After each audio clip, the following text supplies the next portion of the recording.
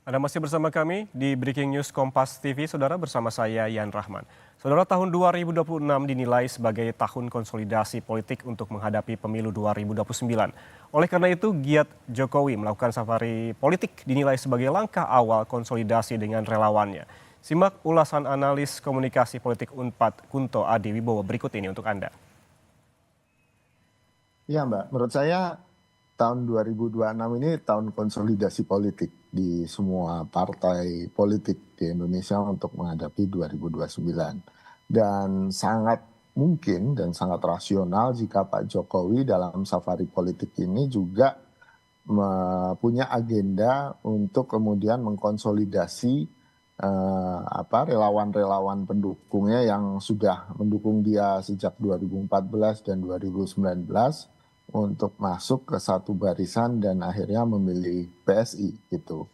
Ini kan bisa jadi modal politik yang luar biasa besar bagi PSI ya, apalagi tadi MK sudah mengamanatkan agar ada revisi Undang-Undang Pemilu supaya threshold DPR 0%.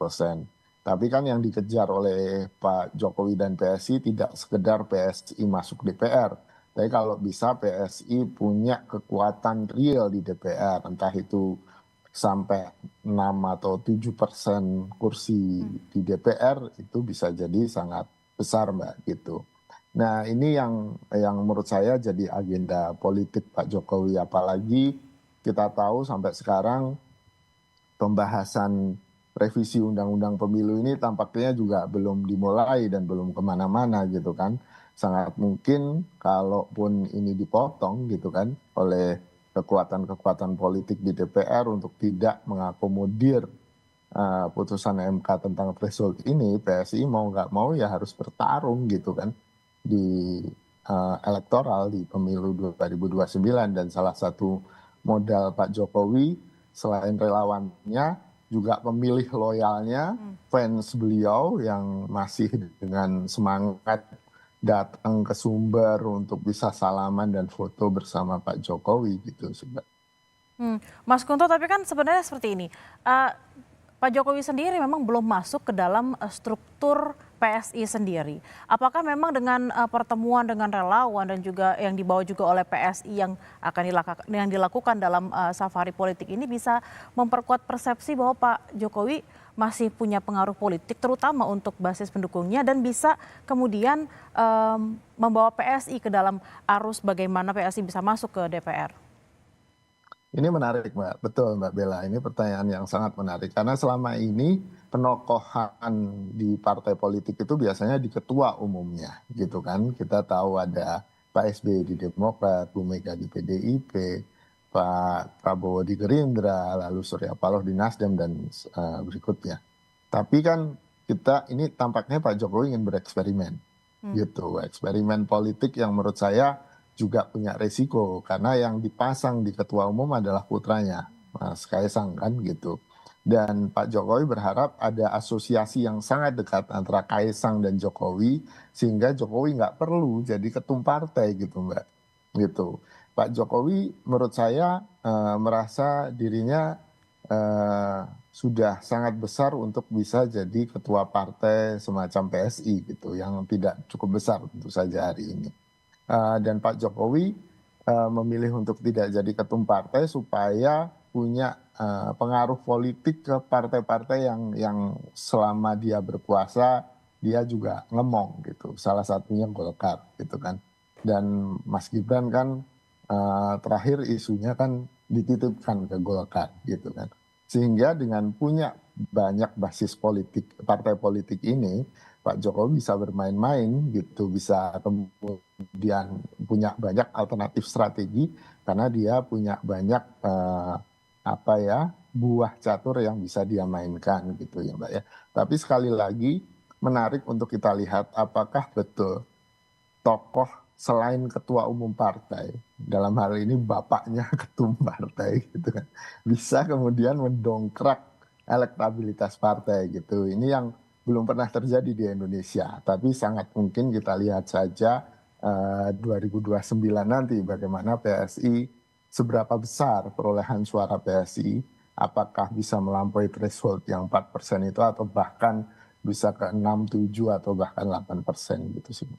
Atau mungkin gini Mas Kunto, kalau kemarin kita lihat di 2024 tuh kalau tidak salah capaian suaranya itu 3 tapi tidak sampai 4 karena thresholdnya 4. Itu dengan asumsi bahwa saat itu masih presiden Pak Jokowi saat itu belum masuk ke dalam struktur. Lalu apakah tadi ada eksperimen politik kemudian mungkin saja dalam pertemuan di Lampung nanti dikatakan bahwa masuk menjadi mungkin Dewan Pembina atau anggota kehormatannya PSI, apakah memang bisa serta-merta membawa suara-suara baik itu relawan, mungkin simpatisan, dan pada akhirnya mengerek PSI untuk bisa masuk di 2029? Kalau relawan sangat mungkin, Mbak. Kalau relawan kan pasti akan ikut perintahnya Pak Jokowi ya gitu, atau arahan Pak Jokowi. Kalau relawannya Pak Jokowi, terutama yang di Projo mungkin loyalitasnya masih bisa dijaga, walaupun mungkin nggak semuanya ya Mbak ya, tapi adalah sebagian besar ke sana. Tapi kemudian untuk simpatisan atau pemilih Pak Jokowi di 2014-2019, nah ini yang mungkin masih hitung-hitungannya dan strateginya akan diukur dari safari ini Mbak gitu. Tentu kan banyak pemilih Pak Jokowi yang juga masih di PDIP, yang juga memilih PDIP. Nah dengan safari ini kan sebenarnya Pak Jokowi ingin menggerogoti kan suara-suara atau kantong-kantong suara PDI untuk bisa beralih ke PSI gitu kan.